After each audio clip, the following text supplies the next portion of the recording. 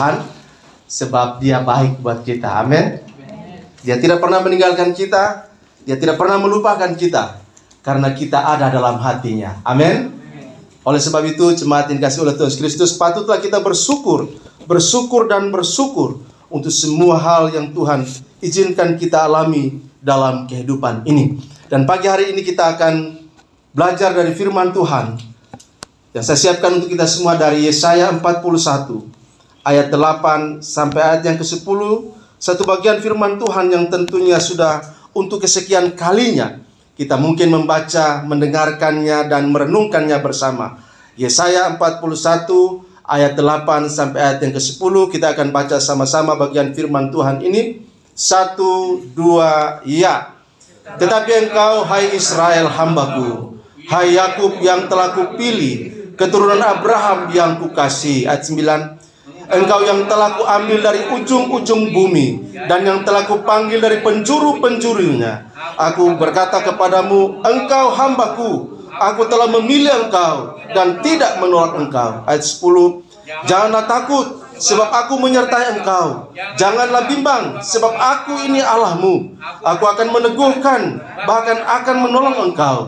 Aku akan memegang engkau dengan tangan kananku yang membawa kemenangan. Amin.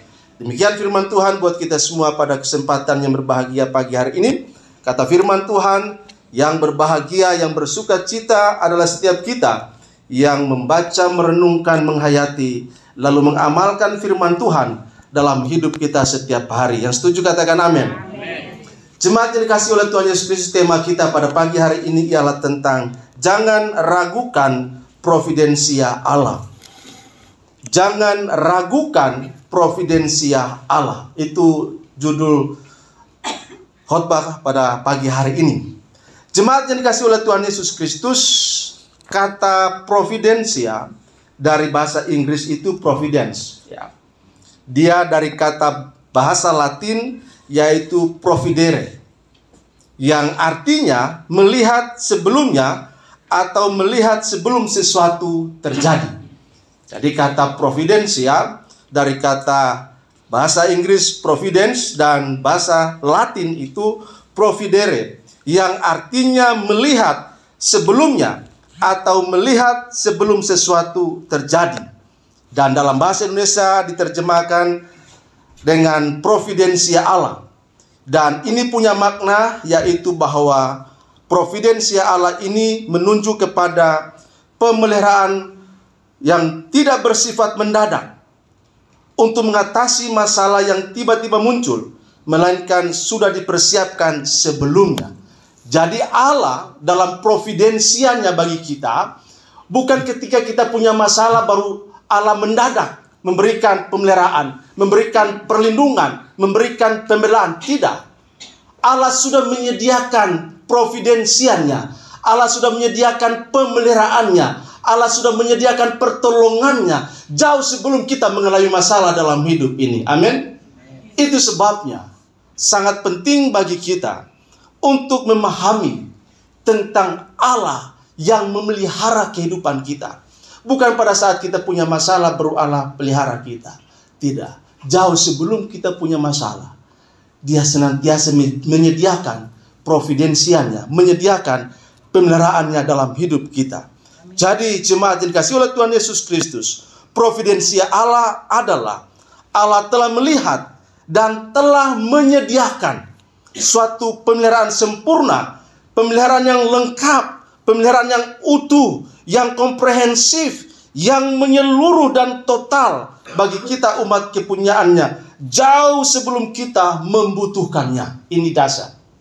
Jadi Allah sudah melihat dan Dia juga sudah menyediakan pemeliharaannya jauh sebelum kita membutuhkannya itu. Amin. Kalau kita kan beda, ya kan? Ada sesuatu yang tidak kita lihat ke depan, tapi Allah sanggup melihatnya ke depan. Dan karena itu, dalam providensianya, Dia melihat dan menyediakan apa yang kita butuhkan, yang tidak kita lihat. Amin. Itu sebabnya jemaat yang dikasihi oleh Tuhan Yesus Kristus, kalau kita baca Alkitab, mulai dari kitab Kejadian, kita menemukan bagaimana cara Allah menyediakan segala sesuatu yang dibutuhkan oleh Adam dan Hawa. Jauh sebelum mereka ada, Allah sudah menyediakan semua yang diperlukan. Allah sudah menyediakan pemeliharaan yang sempurna bagi Adam dan Hawa.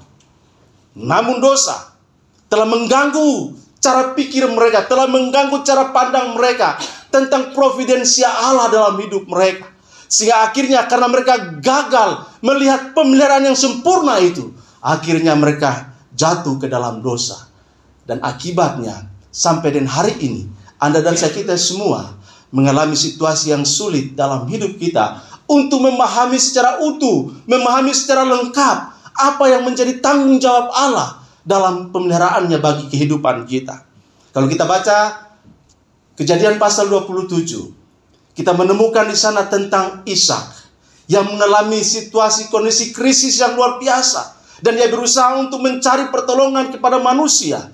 Namun Allah berintervensi baginya dan berkata, "Hai Ishak, jangan pergi ke Mesir, tetap tinggal di tempat ini, karena aku akan menyertai dan memberkati engkau."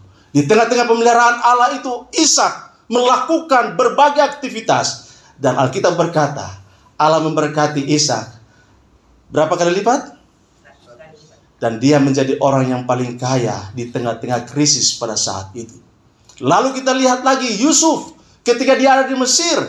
Firaun mengalami sebuah mimpi yang dia tidak tahu. Dia yang mimpi dia tidak tahu. Dia sampaikan kepada semua orang bingung. You yang mimpi suruh kami yang cari tahu. Bingung semuanya. Tapi dalam anugerah Allah menyingkapkan mimpi Firaun kepada Yusuf. Dan melalui Yusuf, Allah menunjukkan pemeliharaannya kepada Israel. Ada masa 7 tahun kelimpahan.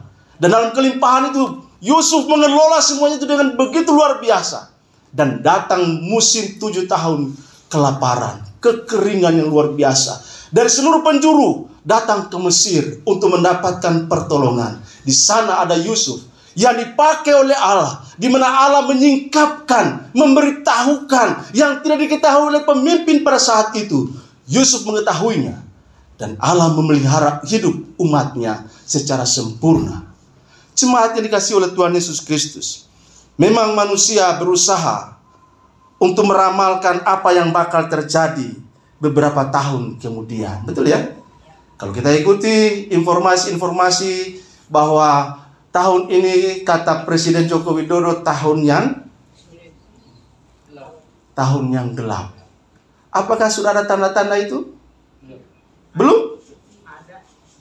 Harga beras sudah naik. Itu indikator pertama yang harus kita pahami. Sebenarnya sebelum Jokowi ngomong, Alkitab sudah ngomong bahwa masa-masa akhir akan selalu ada hal-hal yang sukar, hal-hal yang sulit. Dari berbagai aspek Alkitab sudah kasih tahu sebagai tanda akan hadirnya, akan datangnya juru selamat kita. Didahului oleh berbagai peristiwa sukar. Alkitab sudah kasih tahu sebelum Jokowi kasih tahu. Itu sebabnya jemaat yang dikasihi oleh Tuhan Yesus Kristus, kita perlu waspada dan selalu mengingat bahwa usaha yang dilakukan oleh manusia tetap saja terbatas. Betul? Makanya orang mulai mempelajari horoskop. Dengan tampilan baru sekarang ini di media sosial, Facebook, dia bisa meramalkan kamu tahun depan menjadi orang kaya, kamu tahun depan menjadi orang sukses, kamu tahun depan akan punya anak, kamu tahun depan punya mobil baru, kamu punya rumah baru, dan seterusnya. Itu orang mulai belajar horoskop untuk mengetahui. Kemudian ada juga mulai membaca urat-urat di tangannya. Ya kan? Ini lurus apa bengkok? Kan mulai dibaca itu. Ada ilmunya itu. Ada ilmunya. Kemudian ada juga yang mulai pakai kartu. Ini nomornya berapa gitu kan? Ada juga satu penyembahan, upacara, ya, sebuah upacara pemanggilan roh. Itu dilakukan untuk bagaimana supaya manusia bisa tahu masa depannya bagaimana. Dan kalau kita ingat awal tahun 2022, masih ingat boneka arwah itu? Masih ingat? The Spirit Doll. Ya kan? Itu muncul. boneka arwah. Dan dikatakan bahwa kalau orang yang punya boneka itu, dia punya pelindung katanya. Ya kan? Dia punya pelindung. Makanya orang rame-rame cari boneka itu. Kita tidak perlu cari boneka itu karena kita sudah punya pelindung. Amin.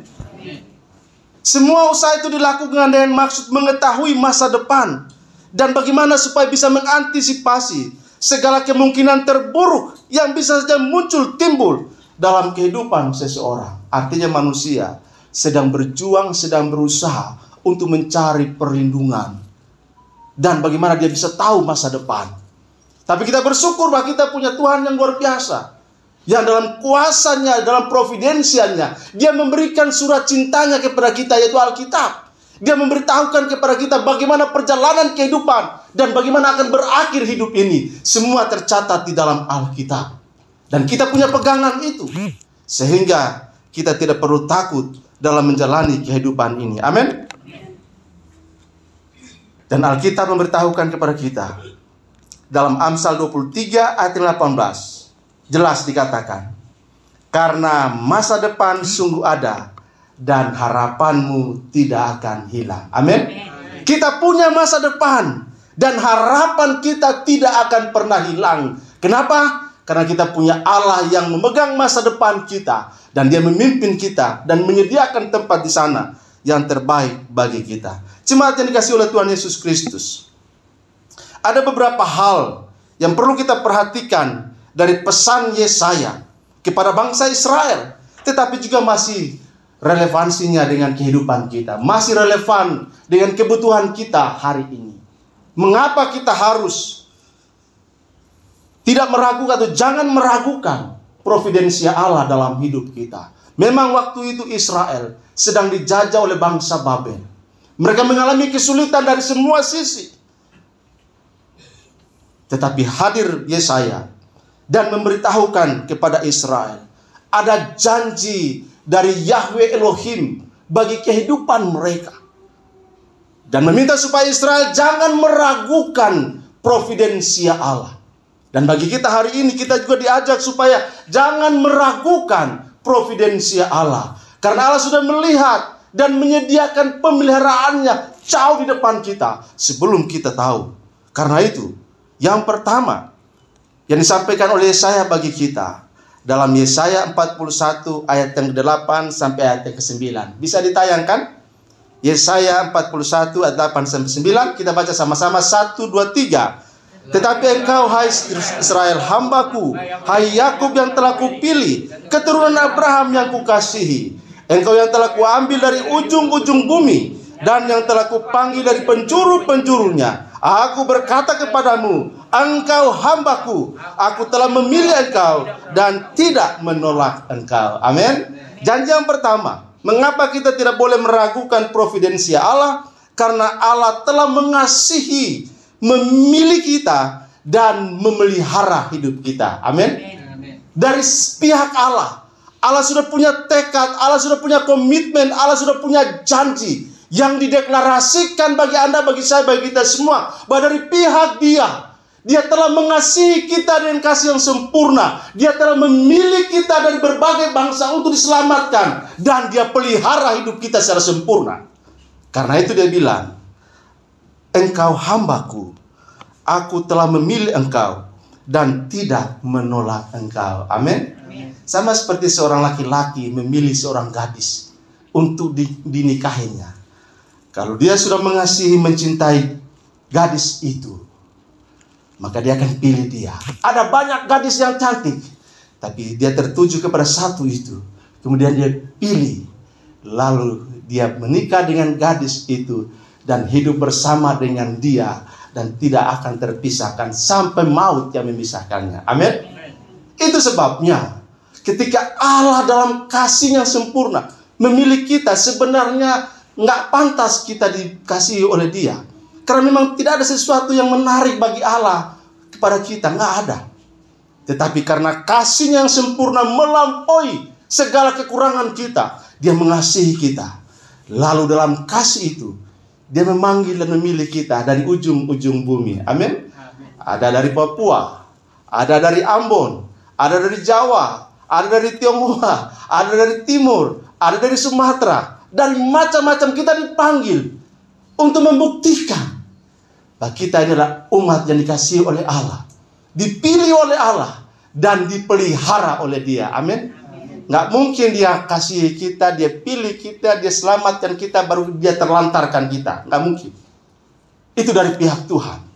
Hanya saja dari pihak kita, kadang-kadang kita tidak mempercayai pemeliharaan Allah dalam hidup kita, oleh karena berbagai situasi dan kondisi.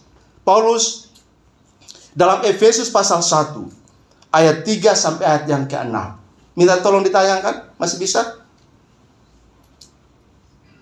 Efesus 1 ayat 3 sampai 6. Kita baca sama-sama. Buka saja di handphone. Itu lagi masalah itu. Capek dia. Ada di handphone, buka saja, kita baca sama-sama. Efesus 1 ayat 3 sampai 6 kita baca sama-sama. Yang sudah ketemu katakan amin. Kita baca sama-sama 1, 2, 3. Terpujilah Allah dan Bapa Tuhan kita Yesus Kristus, yang dalam Kristus telah mengaruniakan kepada kita segala berkat rohani di dalam sorga.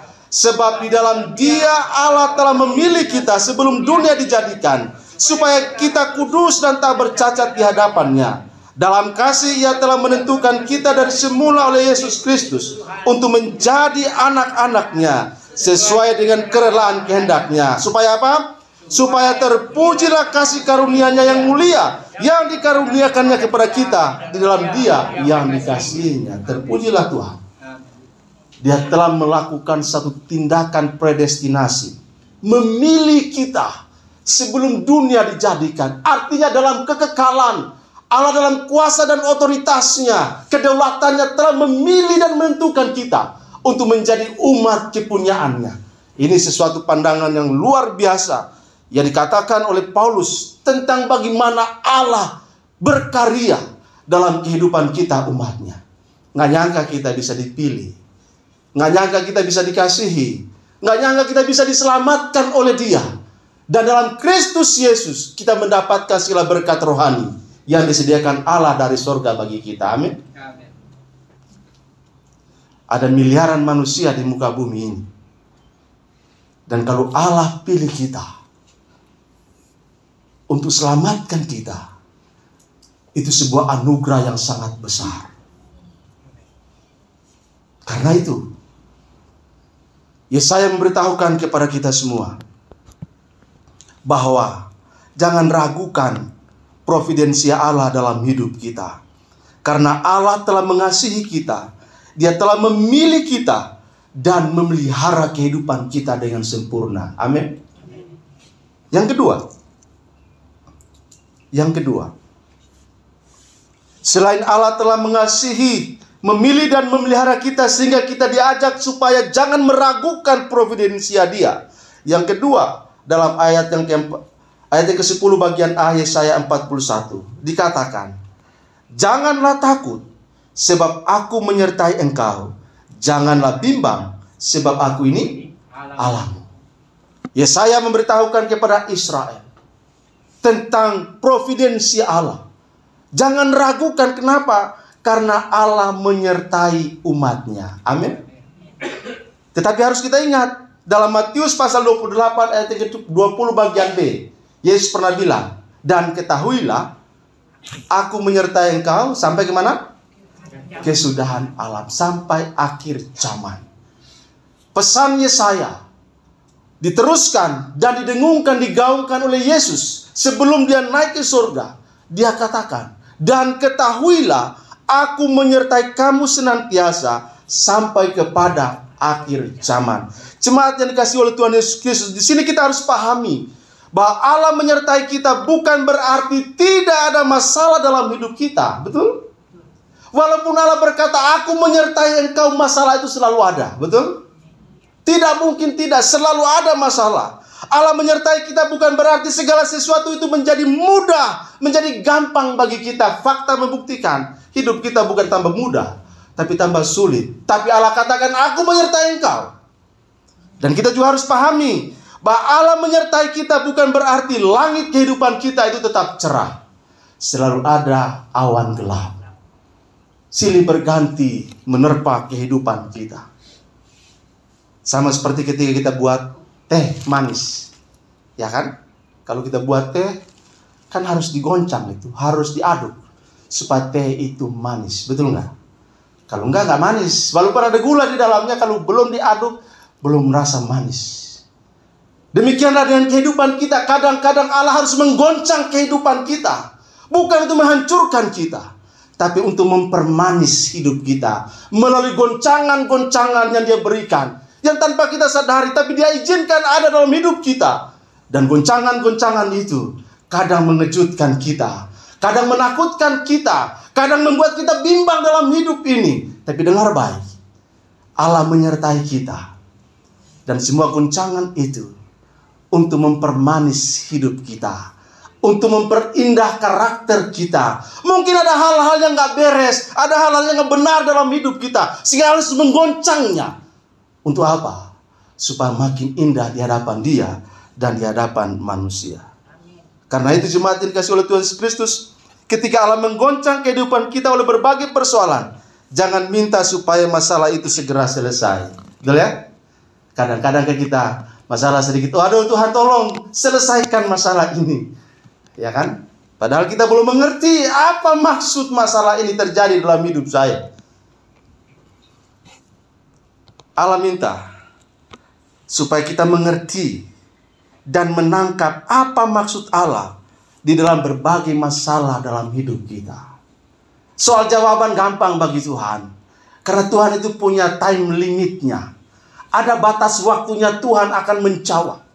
Jadi bagi kita yang penting bukan soal jawabannya, tapi yang penting adalah soal kita mengerti maksud Tuhan di balik masalah yang terjadi dalam hidup kita. Kalau kita nangkap maksudnya, maka kita akan berkata, terima kasih Tuhan. Di tengah situasi terpuruk ini, ternyata ada maksud Tuhan yang paling indah. Sebabnya ada jemaat datang kepada pendeta. Pak Pendeta, tolong doakan saya. Apa yang mau didoakan? Saya punya masalah keuangan, Pak Pendeta. Terus maksudnya apa? Biar segera selesai masalah keuangan ini. Oh ya?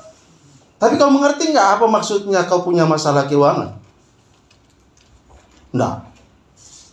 Lalu kenapa kau minta diselesaikan? Harusnya minta kepada Tuhan, supaya Tuhan tunjukkan kepada kita apa maksud di dalam masalah itu. Bukan minta untuk selesaikan masalah itu, karena tidak akan pernah selesai masalah dalam hidup kita. Betul? Selalu ada masalah, selalu ada masalah. Kita tidak bisa minta selesaikan masalah. Itu sebab saya bilang, mintalah kepada Tuhan, supaya Tuhan beri kita pundak yang kuat, agar beban-beban kehidupan kita bisa kita pikul. Bukan minta supaya selesaikan masalah, karena masalah tidak pernah selesai, selalu ada. Karena itu, mintalah supaya Tuhan beri kekuatan kepada kita, supaya kita bisa melewati semua itu. Dan jawabannya dari Tuhan pasti diberikan bagi kita pada waktunya. Karena waktu Tuhan tidak terlalu cepat, juga tidak terlalu lama, namun selalu indah yang Dia lakukan bagi kita. Amin. Karena itu jemaat yang dikasihi oleh Tuhan Yesus Kristus, kita harus pahami, Allah menyertai kehidupan kita. Bukan berarti tidak ada masalah. Selalu ada masalah. Mintalah hikmat kepada Tuhan, supaya kita dihadapkan dengan masalah-masalah itu, kita tahu apa yang harus kita putuskan dalam hidup. Kadang-kadang kita terlalu cepat untuk minta Tuhan selesaikan masalah kita. Padahal masalah itu tidak pernah selesai, selalu saja ada. Selesai satu datang, sudah antri banyak. Datang lagi. Begitu terus. Bagikan gelombang lautan yang tidak pernah berhenti. Selalu ada dalam kehidupan kita. Karena itu, yang paling penting dan terutama bukan soal selesai atau tidaknya masalah keuangan kita, tetapi apakah kita mengerti dan nangkap maksud Allah di dalam masalah-masalah kehidupan kita. Urusan jawaban pasti Allah jawab, karena Allah punya time limitnya. Ada batas waktu Tuhan untuk memberikan jawabannya bagi kita. Amin. Karena itu dalam menantikan jawaban dari Tuhan, mintalah tambahkanlah iman kita, supaya iman kita tetap kuat di tengah-tengah terpaan badai hidup. Biar iman kita tetap kuat, tidak mudah goyah. Mintalah hikmat kepada Tuhan, supaya kita bisa menangkap pesan Tuhan di dalam masalah-masalah kehidupan kita. Jadi jangan salah mengerti tentang penyertaan Tuhan dalam hidup kita. Israel tidak paham penyertaan Tuhan. Makanya mereka memberontak kepada Tuhan. Mereka membelakangi Tuhan. Lalu mereka melakukan penyembahan-penyembahan kepada dewa-dewi. Dan akhirnya Tuhan harus membiarkan mereka ditawan oleh bangsa Babel. Dididik, diproses oleh Tuhan di sana. Dan di tengah-tengah kesulitan, kesukaran itu, mereka berseru berteriak kepada Tuhan. Dan Tuhan hadir melalui Yesaya dan berkata, janganlah takut, aku menyertai engkau.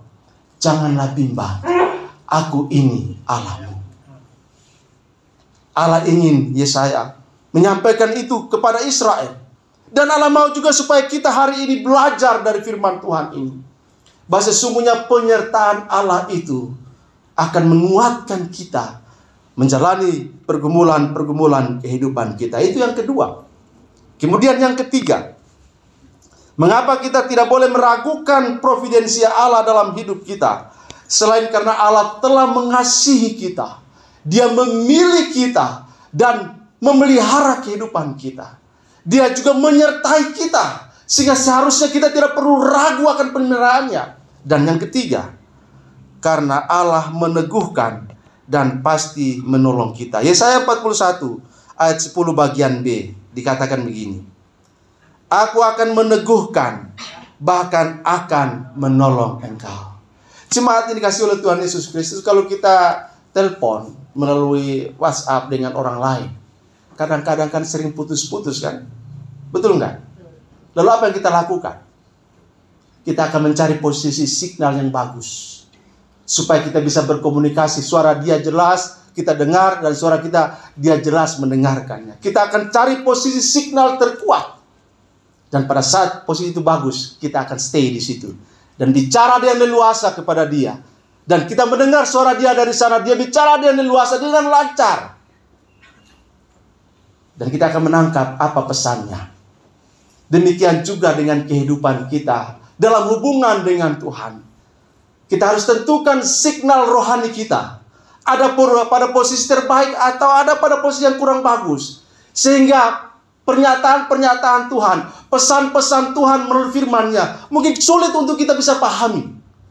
Tuhan bilang, aku akan meneguhkan, bahkan akan menolong engkau.